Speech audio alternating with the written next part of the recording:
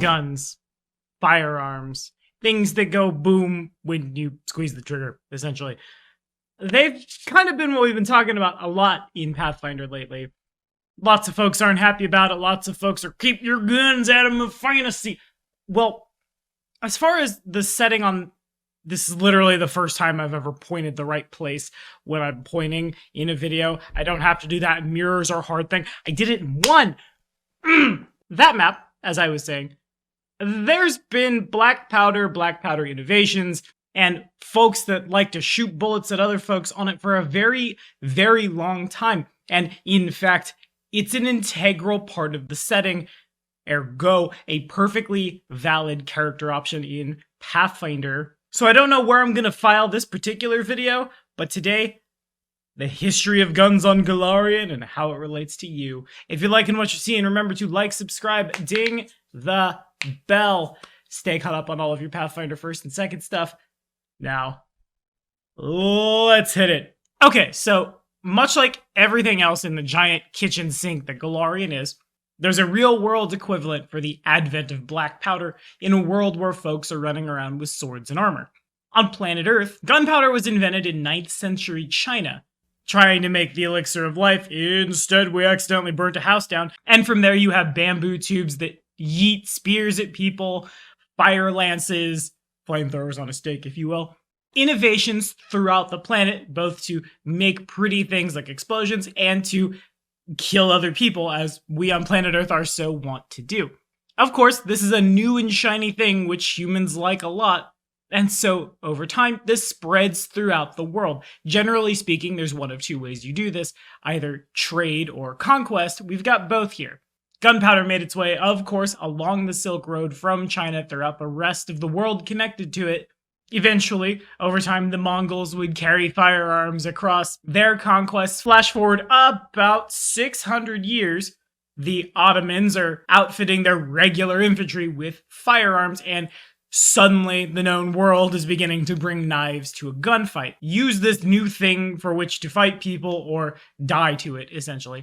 On Golarion, the first time we see a black powder weapon used was in the year 2009 AR, the Age of Reckoning, in the form of the World Breaker. This was a massive magic siege engine used by Taldor's 5th and 6th armies of exploration, which they carried up from Opara all the way to modern Brevoy, all the way up to the Lake of Mists and Veils, then breaking the thing back out 70 years later to drag it across the continent of Garund. Unfortunately, it was captured by the forces of the Gorilla King in 2089 at the Battle of Nagisa. Now, that's nothing short of a shitload of ground to cover, from Opara up to the Lakes of Mists and Veils, back again, let it sit to defend Opara for 70 years, and then down into the jungle. That's a humongous portion of the Inner Sea region, a place where, you know, lots of sentient and very smart, frankly, creatures would have got a chance to look at this thing, probably hear it fire. This thing was a cannon with a bore measured 30 stone, roughly 90 inches. The gun nuts in the comments will know how big that is.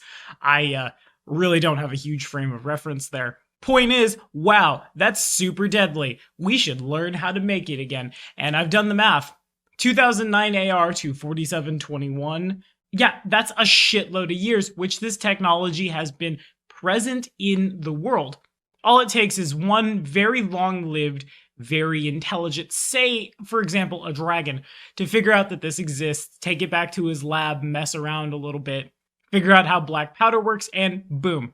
Side note, why don't alchemists get as much flack as gunslingers do? They too are bringing technology to bear against their fantasy foes. I digress. Where did this giant-ass cannon come from? Well, I'm so glad you asked, friend. Let me direct your attention back to Garund, the city-state of Alkenstar, and if their coat of arms doesn't tell you enough, I don't know what does. Home of the gunworks, where Worldbreaker was made, is where firearms are produced in alliance with the dwarves of nearby Dongenhold. Side note, I really hope we see some dwarf firearms in 2nd edition. Clan dagger and like dragon pistol or something, that sounds dope.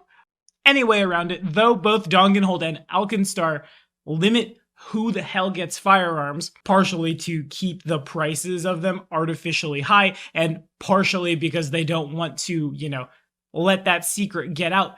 they do sell siege engines, firearms, things like that to folks throughout the Inner Sea region, and it only takes one person, one very intelligent individual, to get their hands on a musket, reverse engineer it, learn how to make it, and Golarion has, well, advanced to the next age, as it were.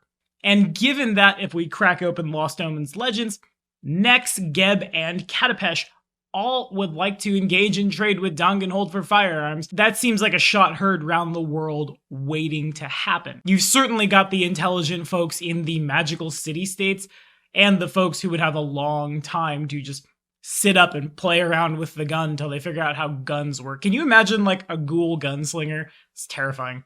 Katapesh is one of the biggest trade cities in all of the Inner Sea.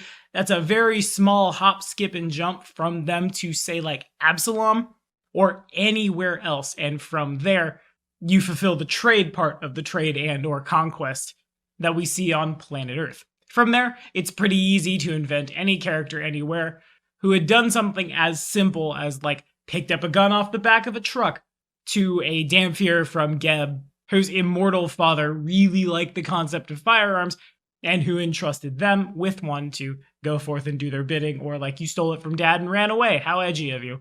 Same's true for like the pirates of the Shackles, who have purchased and are outfitting their ships with cannon. It takes a single Chelish admiral with enough brain power to realize, hey, don't sink that one, let's capture it. It's got a boom on it, to bring that technology back home. And I'm sure we can all very easily picture the idea of signing your soul away to Asmodeus in return for the secrets of black powder. And then they use the cannon ships to go retake, say, Ravenel. They're hit in transit by some Ulfid raiders. Now you have Viking longships with cannons mounted in those dragon heads. I really want to build that now. That sounds freaking tight.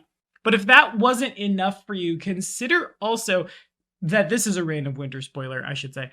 Planet Earth exists. It is presently 1921. If I'm doing my math right, that might be wrong. Don't quote me there. But in Reign of Winter, you literally drop in on post-World War I Russia to kill Rasputin. He must die, as it were. And the party that goes there can very easily, unless there's something within the bounds of that AP that says, no, please don't bring the machine gun back to Golarion. And then it's all just downhill from there. So now, given that we've established that black powder weapons exist kind of all over the place. This is before talking about how Arcadians are developing them, Tian Sha, so on and so forth. It still just boggles my mind why folks get so uncomfortable seeing firearms at their table. Now, of course, if you're GMing a homebrew world and firearms aren't a thing, as someone who once showed up to a low magic game playing a synthesist summoner alongside a tech priest of Bry with a firearm, I feel that pain. And understand that, like, GMs have their right to set up their world as they see fit.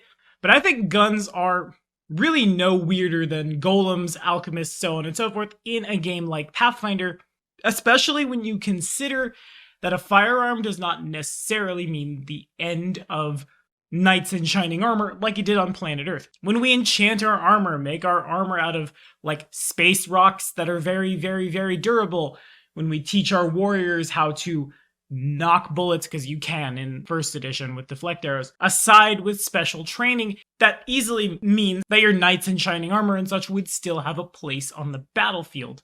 To say nothing of the fact that we've had artillery for a very long time. Vacation wizards, anyone? Taking it out on the firearms is just unfair. And I guess quick addendum, because we haven't talked about them. The trope of ancient empire coming back with technology much better than ours is a trope as old as time, so of course the inventor fits easy peasy. Also, that class is dope. I can't wait to talk about that on Min-Maxing for Fun and Profit in a few days, but that's all the time I have. What do y'all think? Have we rolled them up? Are we enjoying them? How do you feel about guns in your setting? Let me know down in the comments. As always, thank you guys so much for watching, and we'll see you next time.